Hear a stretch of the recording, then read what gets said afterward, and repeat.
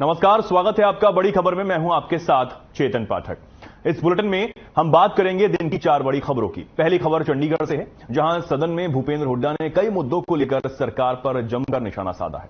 दूसरी खबर भी चंडीगढ़ से, जहां इनेलो नेता अभय सिंह चौटाला ने प्रेस कॉन्फ्रेंस कर कई मामलों को लेकर सरकार को घेरा है। तीसरी खबर नूंह से है, जहां हिंसा के आरोपी को पकड़ने गई पुलिस पर परिजनों ने पथराव और फायरिंग कर दी। और चौथी खबर तेजी से बढ़ रहे डेंगू के केस को लेकर है, जहां प्रदेश में 772 लोगों में डेंगू की पुष्टि अब तक हो चुकी है। 4 तस्वीरें आपके सामने हैं, 4 खबरें जिनके बारे में हम एक एक कर बात करने वाले हैं। पहली खबर, पूर्व मुख्यमंत्री भूपेंद्र सिंह हुड्डा का सदन के पहले ही दिन कार्रवाई को लेकर बयान सामने आया। उन्होंने सरकार पर जमकर निशाना साधा है। क्या कुछ उन्होंने कहा है, इसके बारे में बात करेंगे। दूसरी खबर, अभय सिंह चौटाला ने प्रेस कॉन्फ्रेंस की है। इनेलो विधायक अभय सिंह चौटाला ने प्रेस कॉन्फ्रेंस की है और उन्होंने भी सरकार पर जमकर निशाना साधा है। तीसरी खबर की हम बात करेंगे, नूंह में पथराव एक बार फिर हुआ है। इंटरनेट बंद करने का ऐलान भी कर दिया गया है। क्या कुछ पूरा मामला है, हम बात करेंगे। और अगली खबर की हम बात करेंगे, तेजी से डेंगू के मरीज यहां पर बढ़ रहे हैं, क्या कुछ स्थिति है।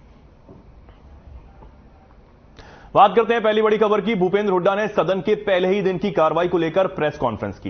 इस दौरान उन्होंने कई मुद्दों को लेकर सरकार पर जमकर निशाना साधा। उन्होंने कहा कि प्रदेश में बाढ़ से हो रही परेशानी को लेकर उन्होंने सदन में काम रोको प्रस्ताव दिया था, जिसको ध्यानाकर्षण प्रस्ताव में बदल दिया गया है। हुड्डा ने कहा कि इस पर चर्चा होनी चाहिए थी। साथ ही उन्होंने नूंह मामले को लेकर कहा कि नूंह में कोई भी यात्रा निकाल सकता है, इसकी सुरक्षा का जिम्मेदारी सरकार की होती है। सुरक्षा ने कहा कि परिवार पहचान पत्र को लेकर हमने चर्चा की मांग की थी, लेकिन उस पर भी चर्चा नहीं की गई। साथ ही उन्होंने यह भी कहा कि पोर्टल जनता को परेशान कर रहा है।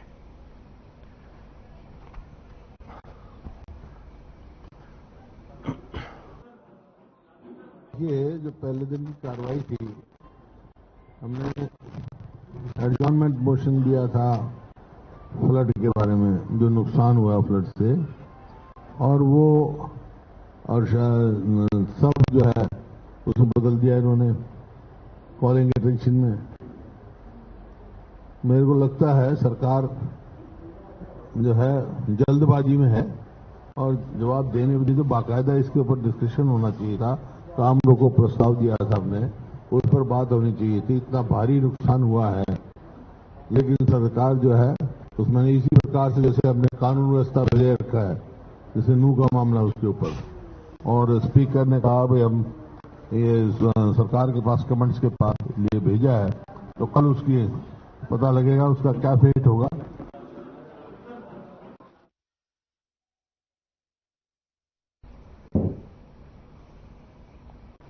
और इस खबर पर ज्यादा जानकारी के लिए हमारे साथ हमारे संवाददाता ओपी शर्मा जी लाइव जुड़ गए हैं। ओपी शर्मा जी, सदन की जो कार्रवाई है वो शुरू होते ही वार परिवार का जो दौर है वो यहां पर शुरू हो गया है। पूर्व मुख्यमंत्री भूपेंद्र सिंह हुड्डा ने बड़ा पलटवार यहां पर किया है। क्या कुछ उन्होंने कहा है ये बताइए, और साथ ही पोर्टल को लेकर भी उन्होंने बड़ा हमला बोला एक बार फिर।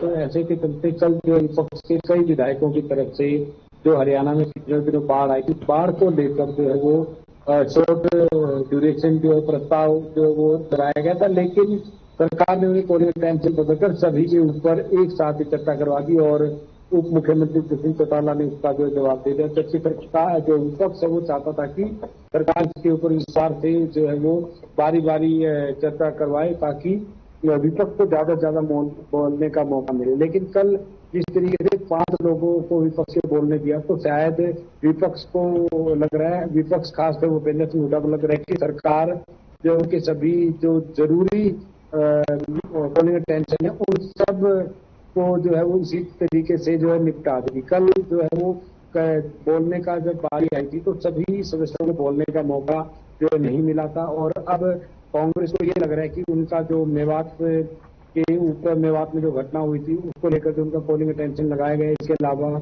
जो सीईटी को लेकर लगाया गया, उन सब के ऊपर भी सरकार इसी तरीके से जो लिपापोती कर देगी। तो इसी के चलते कहीं ना कहीं जो भूपेंद्र सिंह हुड्डा हैं वो सरकार के ऊपर आक्रामक हो गए हैं और उन्होंने कहीं एक तरह से सरकार के ऊपर चर्चा से जो है वो भागने के आरोप लगाए। जी चेतन जी, वो लगातार पहले भी ये कह रहे हैं कि जो अवधि है मानसून सत्र की वो भी नाकाफी है। उसमें अपनी बात उठा पाना, सरकार से सवाल पूछ पाना वो भी बेहद कम है, बहुत मुश्किल है। तो इस पर भी उन्होंने बातचीत की है कि पहले दिन तो वो बात उठा नहीं पाए, बात कर नहीं पाए, अब बचे हैं 2 दिन। तो वही तो बात है चेतन कि 3 दिन का सत्र था, 1 दिन का सत्र निकल गया, अब 2 सत्र बचे हैं। सरकार सत्र की अवधि बढ़ाने को लेकर कुछ भी बोल नहीं रही है। तो ऐसे में जितने भी तमाम मुद्दे हैं, बाढ़ की समस्या हो या फिर सीटी की समस्या हो या विवाद हिंसा हो, किसानों को मुआवजा देने की बात हो, महंगाई हो, बेरोजगारी हो, ये जो काफी ऐसे मुद्दे हैं जिनको लेकर जो विपक्ष हमेशा सरकार के ऊपर हमला वर रहता है और सरकार से जो आमना सामना होता है वो सदन के अंदर ही होता है। तो ऐसे में विपक्ष के लिए जो सत्र का अवधि होती है वो एक अवसर की तरह होती है। लेकिन अब अवसर का पहला दिन उनका कहीं ना कहीं उनको खराब होता हुआ दिखाई दे रहा है और अगले 2 दिन का अंजाम भी शायद। ठीक है कुछ शर्मा जी, आता हूं, मैं लौटता हूं आपके पास। हमारे साथ कांग्रेस प्रवक्ता डॉक्टर टीना करमवीर जी जुड़ गई हैं। डॉक्टर टीना, बहुत स्वागत है आपका। टीना जी, आपकी तरफ से लगातार यह कहा जा रहा है कि 3 दिन की जो अवधि है वो बेहद कम है। हालांकि पहले दिन की कार्रवाई हुई, उससे आप संतुष्ट नहीं हुए क्योंकि आप सवाल अपने रख नहीं पाए। अब आगे क्या कुछ रणनीति है? जी देखिए, सबसे पहले तो हम लोग यही एक मांग कर रहे थे, क्योंकि सत्ता पक्ष से ये मांग कर रहे थे कि अवधि को जितना जल्दी हो सके बढ़ाया जाए। क्योंकि देखिए लगातार ऐसे मुद्दे थे, सीटी का मुद्दा था, बेरोजगारी का मुद्दा था और नूह हिंसा में जो हुआ हरियाणा में, जो उसके लिए बहुत बड़ा एक विषय था जिस पर हम चर्चा करना चाहते थे। लेकिन इस अहंकारी सरकार ने जो कि इस अवधि बढ़ाने से इनकार कर दिया। अब हम चाहते हैं कि जो सवाल हम पूछ रहे हैं मौजूदा सरकार से, हम चाहते हैं कि उनका सही से जवाब दिया जाए। क्योंकि ये सरकार जो है जवाबदेही अपनी तय नहीं कर पा रही है और ये स्वीकार नहीं कर रही है कि इनकी असफलता थी जिसकी वजह से प्रदेश के अंदर इतनी हिंसा हुई। और ये हिंसा, मुझे लगता है कि हम लोगों को लगता है कि हिंसा रुकने का नाम भी नहीं लेगी। क्योंकि अब देखिए, अभी फिर से एक बार यात्रा जो हो रही है उसको लेकर हम चाहते थे कि सरकार जो है अलर्ट रहे उसको लेकर। क्योंकि जिस प्रदेश को हमेशा शांति प्रिय प्रदेश कहा गया था, उसमें अगर ऐसी हिंसा होती है तो हम किससे उम्मीद करें। और जो सूबे के प्रमुख हैं वो खुद सुरक्षा देने के लिए तैयार नहीं है, वो तो साफ मना कर चुके हैं। तो ये साफ तौर पर दिख रहा है कि इस विधानसभा सत्र पर पूरे प्रदेश की उम्मीद थी कि पूरे प्रदेशवासी जो है ये इस मानसून सत्र में देखना चाहते थे कि वो हमारे सवालों को विपक्ष किस तरीके से उठाता है। लेकिन ये सरकार जवाबदेही देने में। ठीक है डॉक्टर जी, लौटता हूं आपके पास। हमारे साथ बीजेपी प्रवक्ता सत्यव्रत शास्त्री जी जुड़ गए हैं। सत्यव्रत जी, बहुत स्वागत है आपका। सत्यव्रत जी, ये कहा जा रहा है कि मॉनसून सत्र की जो 3 दिन की अवधि है वो पहले भी ये कहा जा रहा था कि ये नाकाफी है, इस पे विपक्ष कैसे सवाल पूछ पाएगा, कैसे जवाब मिल पाएंगे। पहले दिन की कार्रवाई हुई, उस पर भी अब सवाल खड़े किए गए हैं कि सिर्फ टाला जा रहा है चीजों को। देखिए, पहली बात, विधानसभा सत्र के कितने सत्र और कितनी बार कितनी अवधि के लिए हुए हैं, यदि भारतीय जनता पार्टी के कार्यकाल को देखा जाएगा और ऑन रिकॉर्ड लेकर आया जाएगा, आपको लगेगा कि कांग्रेस से हमने 4 गुना ज्यादा बैठकें आयोजित की हैं। पहली बात, कांग्रेस के समय तो इतनी भी बैठकें नहीं होती थी। दूसरी बात कि जिस प्रकार के प्रश्नों का उत्तर की अपेक्षा है वो मिल नहीं रहा। कांग्रेस प्रश्न इसलिए नहीं करती कि उसको उत्तर चाहिए, कांग्रेस प्रश्न इसलिए करती है कि उससे हंगामा हो, और हंगामे का उत्तर कहीं होता नहीं है। समस्या या प्रश्न जब आता है तो उसका सरकार के पास उत्तर होता है और जो उत्तर होना चाहिए वो उत्तर मिलता है। दूसरी बात, सरकार के कारगुजारियों से या सरकार के कामों से कांग्रेस को लगता है कि देश के अंदर, हरियाणा के अंदर बहुत कुछ बिगड़ गया। इनको याद दिला दूं मैं कि हर उस उपद्रव में, हर उस झगड़े में, हर उस आगजनी में, हर उस तोड़ फोड़ में कांग्रेस के लोगों के नाम सरा आए। ताजा उदाहरण, ज्यादा समय नहीं है मुझे लगता है आपके पास। जवाब दीजिएगा, आता हूं आपके पास। धैर्य रखा करें आप सत्यव्रत जी, बात जी।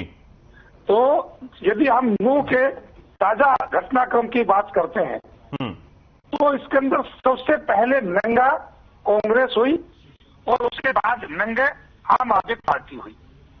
एक शांति प्रिय स्थान पर जब इनको अपने वहां के स्थानीय लोगों ने साथ नहीं दिया तो यही खूनी पंजे वाले लोग पड़ोसी राजस्थान से अपराधियों को लेकर आए और उनसे इन्होंने इस अपराध को अंजाम दिलवाया। और इसके लिए मैं आरोप नहीं लगा रहा, ये कांग्रेस के विधायक मामन सिंह स्वयं इकबालिया बयान, इसका उत्तर आप कोट करेंगे तो सोशल मीडिया पर मिलेगा, जिसने कहा कि मुझे अकेले को टारगेट क्यों कर रहे हो। ठीक है, ये चौधरी इलियास 4 वर्ग का विधायक है, इसको साथ क्यों नहीं जोड़ते। इसका मतलब यह है कि वहां की तीनों के तीनों विधायक इस षड्यंत्र में शामिल थे और समय के साथ जवाब देंगे, क्योंकि जब उनके ऊपर जवाबदेही होगी झगड़े के बाद डॉक्टर टीना तो कार्रवाई। जी आता हूं सतलज जी, आता हूं, जवाब भी ले लेते हैं डॉक्टर टीना जी। देखिए ये कहा जा रहा है कि आपको सिर्फ हंगामा करना है, सवाल के जवाब आपको लेना ही नहीं है।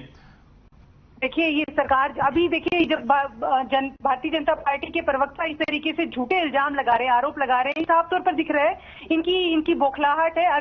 अगर हिंसा में कोई भी किसी भी पार्टी के व्यक्ति का नाम आ रहा है तो आप को इंक्वायरी करनी चाहिए थी, जांच करनी चाहिए थी, जेलों में डालना चाहिए था। आप किसका इंतजार कर रहे थे? आपके गृहमंत्री की सफलता है, आपकी गृहमंत्री को इस्तीफा देना चाहिए था, मुख्यमंत्री को इस्तीफा देना चाहिए था। आप लोगों की सफलता रही है और लगातार आप जो है कांग्रेस पर ठीकरा फोड़ रहे हैं। कितनी कमाल की बात देखिए कि आपको क्या इस बार सदन में जैसे ही शुरू हुआ आपको माफी मांगनी चाहिए थी, क्योंकि आपके प्रदेश में अशांति का इतना अशांति का वातावरण दूसरे प्रदेशों में जा रहे हैं, से लोग दिल्ली में प्रवेश करना पड़ेगा। किससे कह रहे हैं कि माफी मांगनी चाहिए? टीना जी कार्रवाई होगी नहीं कर रहे, और आपके गांव तब आप कैसे सवाल पूछेंगे, कैसे रखेंगे? क्योंकि अभी से आप ये कह रहे हैं कि आपकी बात ही नहीं सुनी जा रही है। टीना जी आपको आवाज आ रही है?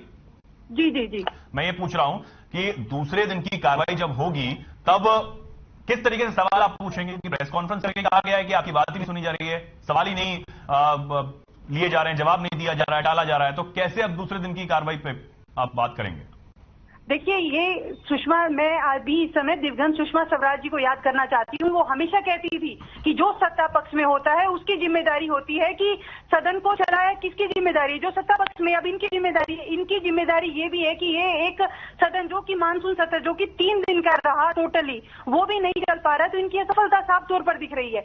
इनको चाहिए था कि इनको एक तो जवाब जो है वो तैयार रखने चाहिए थे, जब इनको पता था कि सत्र शुरू होने वाला है, जवाब तैयार रखना चाहिए था और आके सबसे पहले इसी पर बातचीत करनी चाहिए थी कि क्या आपके पास ऐसी खामियां रही है। क्योंकि सांसद राव इंद्रजीत लगातार ये कहते आ रहे थे ऐसी यात्रा में हथियार कहां से आए, तो इनको आके। ठीक है डॉक्टर जी, आता हूं मैं आपके पास, लौटता हूं आपके पास, बने रहिए आप हमारे साथ ओपी शर्मा जी भी जुड़े हुए हैं, हमारे संवाददाता हैं। ओपी शर्मा जी, क्या कुछ लगता है, आपने सुना होगा अभी किस तरीके से बातें यहां पर चल रही हैं, दूसरे दिन की कार्रवाई होगी, जो पहले दिन की कार्रवाई हुई उसमें नहीं पूछ पाए, आगे बढ़ेंगे। बीजेपी ये कह रही है कि हंगामा यहां पर ये लोग करना चाहते हैं, सवालों के जवाब ये लोग नहीं लेना चाहते हैं, तो क्या कुछ लगता है कैसे चल पाएगा, कैसे जो समस्याएं हैं वो हल हो पाएंगी? देखिए चेतन, अगर हमें बात करें तो अब शनिवार और मंगलवार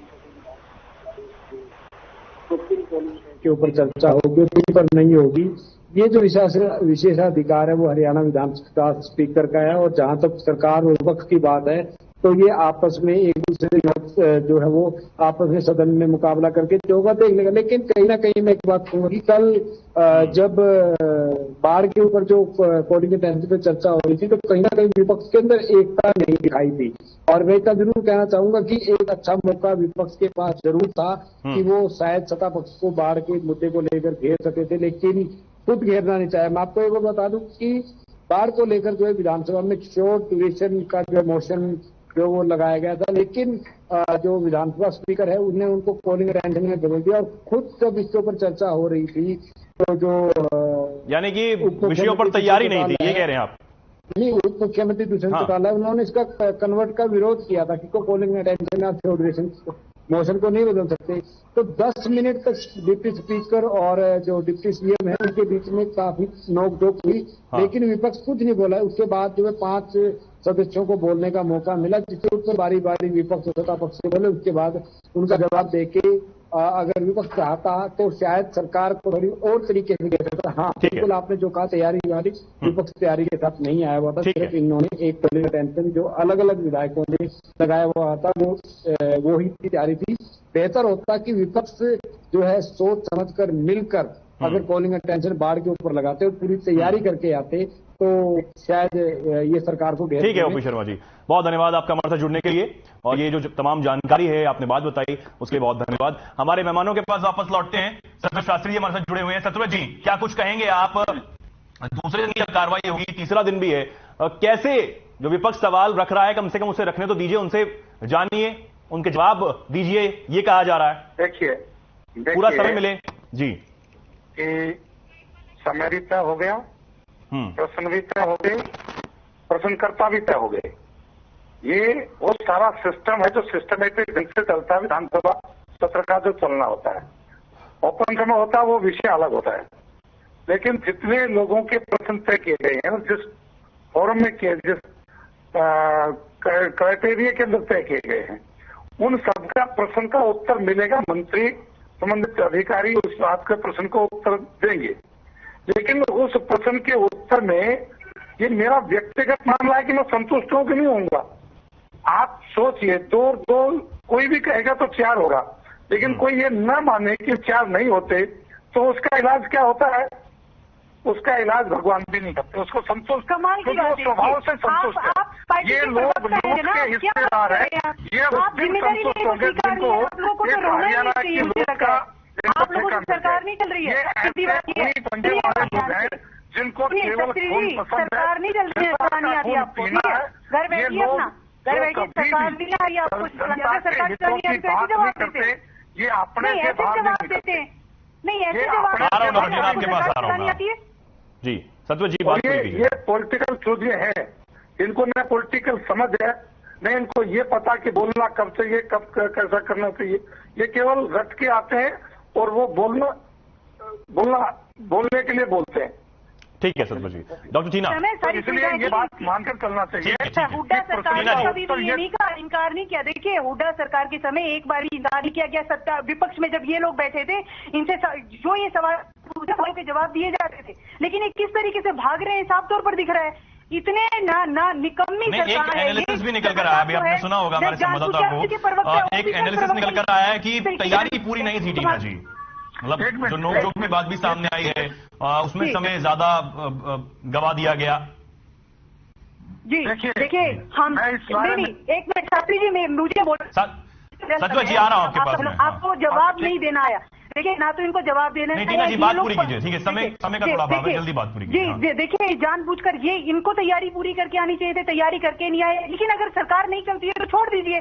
हम तो कह रहे हैं कि क्यों ये कुर्सी को ये दोनों एक तरीके से जनाजा समझ लीजिए, उतर जाइए। अगर नहीं चलाना आता है तो सरकार, इनसे सरकार नहीं चल रही है, तभी तो ये कह रहे हैं कि हम सत्ता पक्ष को संतुष्ट कैसे कर पाए, विपक्ष को कैसे संतुष्ट कर पाएंगे ना। आप साफ तौर पर कह रहे हैं, आपको तो ये कहना चाहिए था कि हर एक जवाब देने को तैयार है, जहां हमारी गलतियां हुई है, खामियां हुई है, हम उनको स्वीकार करते हैं। अब इतनी सी बात कहने में इनको किस बात की लज्जा आ रही है? ये तो वैसे भी इतनी बेशरम सरकार है, कोई काम तो करके नहीं देती। सारे युवा जो है सड़कों पर है, उन पे बुलडोजर चलाने का काम कर रही है, और फिर आकर इनके ही प्रवक्ता इस तरीके की बातचीत करते हैं। मुख्यमंत्री जिसके बारे में ये कहे कि पूरे देश के अंदर शर्मसार कर दिया इन्होंने ऐसे बयान देकर कि आज हर एक वर्ग जो है वो पूरी तरीके से डरा हुआ है, चाहे वो व्यापारी वर्ग हो, महिला हो, मजदूर हो, बच्चे हो, छात्र हो, हर एक वर्ग जो है डरा हुआ है इस प्रदेश में इस मुख्यमंत्री के बदौलत। ठीक है सत्व जी, क्या कुछ कह रहे हैं? इस हरियाणा में वो डरा है जो चोर है, वो चक्का है और हराम की खाना चाहता है, लूट खसूट करना चाहता है, वो डरा हुआ है। बाकी एक हरियाणा हराम की आपने खूब खाई है, हराम की मुख्यमंत्री साहब जिसने हराम की कमाई ठीक है डॉक्टर कमेंट नहीं करिए प्लीज। इसलिए ये जो मैं बोल रहा हूँ उसके बीच से बार बार वो जो चूजा होता है ना, उसको समझ नहीं होती कि कोई खाना देने आया है या तुझे मार दिया है। बात पूरी कीजिए। तो उस टाइप के लोग हैं, नए नए है ना, आप तो पढ़े लिखे हैं, ज्यादा शास्त्री लिखते हैं जी, आपस में आप उलझेंगे तो बात किसी की समझ नहीं आ पाएगी, ना आपको समझ आएगी, ना उन्हें समझ आएगी, और ना यहाँ बैठे हुए मुझे समझ आएगी। दर्शकों तो खैर आ ही नहीं रही है। सत्व जी बात पूरी कीजिए प्लीज। हाँ, मैं बार बार कहना चाहता हूँ, मैं एक महिला के नाते संयम और अनुशासन का पालन करने वाला हूँ। नहीं, मैं बोलने मैं देना भी जानता हूँ और ना बोल सके ऐसा उत्तर भी देना जानता हूँ, लेकिन मेरी सीमाएं, उस सीमा के बीच में रहना चाहता हूँ। मैं ये कहना चाहता हूँ, अरे आपको सरकार में आपको तो ज्यादा समय दिखना चाहिए। अभी वही बात आदत है, ठीक है, कि मैं आपके संवाददाता की ठीक से बात नहीं सुन पाया, लेकिन आपके प्रश्न से मुझे समझ में आया कि वो कहना चाहते हैं कि तैयारी नहीं की। तैयारी किस चीज की नहीं थी भाई? अरे 2 को 4 कहने में कितनी तैयारी चाहिए, लेकिन न मानने वाले के लिए तैयारी चाहिए। और तैयारी कैसे चाहिए उसके कई अलग अलग तरीके होते हैं, ठीक है ना। मानना ये व्यक्ति का व्यक्तिगत स्वभाव है, उसके लिए कोई फोर्सली आप ये पैमाना तय नहीं कर सकते। हाँ, यदि आपको, आप एंकर हैं, आप संपादन कर रहे हैं इस प्रेस का और आपने उस डिबेट को देखा है, आप यदि मेरे सामने रखे। नहीं, वो ये कह रहे थे सत्यव्रत जी, मैं करेक्ट कर दूं, वो ये कह रहे थे कि विपक्ष की जो फॉर्मूला लेकर पहुंचा था वहां पे, उसकी तैयारी पूरी नहीं थी, ये कह सकते हैं। ये उन्होंने कहा कि जो समय जाया किया गया वो समय जाया ना होता तो ज्यादा अच्छा रहता, प्रश्न पूछे जा सकते थे, सवालों के जवाब लिए जा सकते थे, वो ये कह रहे थे। ठीक है, फिलहाल के लिए बहुत धन्यवाद सत्यव्रत जी आपका हमारे साथ जुड़ने के लिए। डॉक्टर टीना, आपका भी बहुत धन्यवाद हमारे साथ जुड़ने के लिए। आगे बढ़ते हैं। इनेलो विधायक अभय चौटाला ने प्रेस कॉन्फ्रेंस कर सरकार पर जमकर निशाना साधा है। अभय चौटाला ने कहा कि बाढ़ से किसानों की फसल खराब हुई, क्षतिपूर्ति पोर्टल किसानों को बेहद परेशान करने के लिए बनाया गया है। साथ ही कहा कि अधिकतर स्कूलों में अध्यापक नहीं है, अस्पतालों में भी डॉक्टर की कमी है। बीजेपी की सरकार बनने के बाद से प्रदेश में नशा बहुत बढ़ गया है। नशा इसलिए बढ़ रहा है क्योंकि नशा तस्करों के साथ सरकार का हाथ है। कई तस्कर तो मंत्रियों की गाड़ियों में घूमते हैं। अभय ने कहा कि प्रदेश में अब युवा सट्टे में भी पड़े हुए हैं।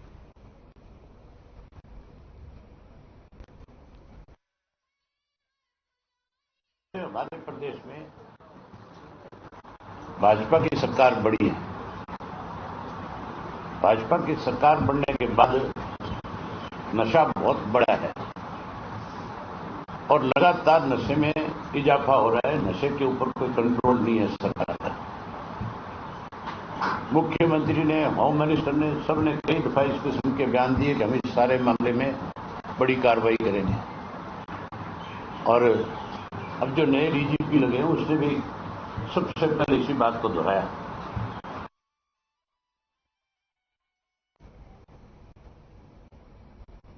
आगे बढ़ते हैं खबर नूह से, जहां हिंसा के आरोपी को पकड़ने गई पुलिस पर परिजनों ने पथराव कर दिया और अवैध हथियार से फायरिंग की।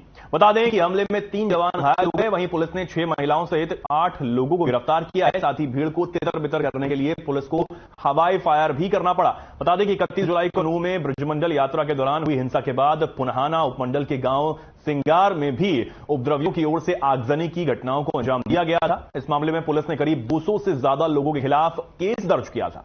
हिंसा में संलिप्त एक आरोपी को पकड़ना पुलिस को उस समय भारी पड़ गया जब आरोपी के परिजनों ने पुलिस को घेर लिया। परिजनों ने पुलिस पार्टी पर अवैध हथियार से फायरिंग और पथराव भी किए। आरोपी को छुड़ा लिया गया। इस दौरान पुलिस के 3 जवानों को चोटें आईं।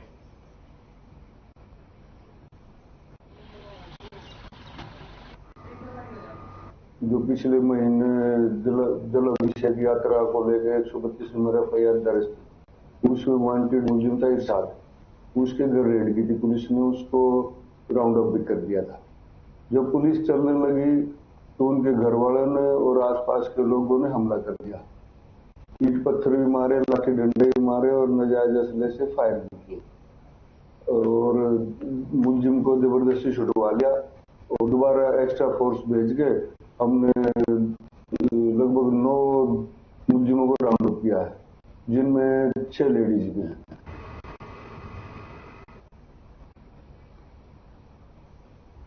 आगे बढ़ते हैं। प्रदेश में डेंगू तेजी से अपने पैर पसार रहा है। प्रदेश के 4 जिले रोहतक, यमुनानगर, रेवाड़ी और गुरुग्राम में हालात ज्यादा खराब हो रहे हैं। अब तक राज्य में 27,706 लोगों के नमूने लिए जा चुके हैं, जिनमें से 772 लोगों में डेंगू की पुष्टि हो चुकी है। बता दें कि प्रदेश भर में डेंगू के मामले लगातार बढ़ रहे हैं। जहां शुक्रवार को कैथल में डेंगू के 3 संक्रमित केस मिले। जिले में कुल संक्रमित मरीजों की संख्या अब 31 बताई गई है। वहीं शुक्रवार को डेंगू के 2 मामले सेरधा से और कलायत से 1 मामला सामने आया। इसके बाद इन मरीजों के अलावा बुखार पीड़ितों के भी खून के सैंपल लिए गए हैं और जांच के लिए लैब में भेज दिए गए हैं। आपको बता दें कि इन जगहों पर नए केस मिलने के बाद यहां पर स्वास्थ्य विभाग की जो टीम है उसने फॉगिंग का कार्य करवाया है। साथ ही डेंगू से बचाव के लिए एंटी लार्वा गतिविधि की 550 टीमें बना दी गई हैं।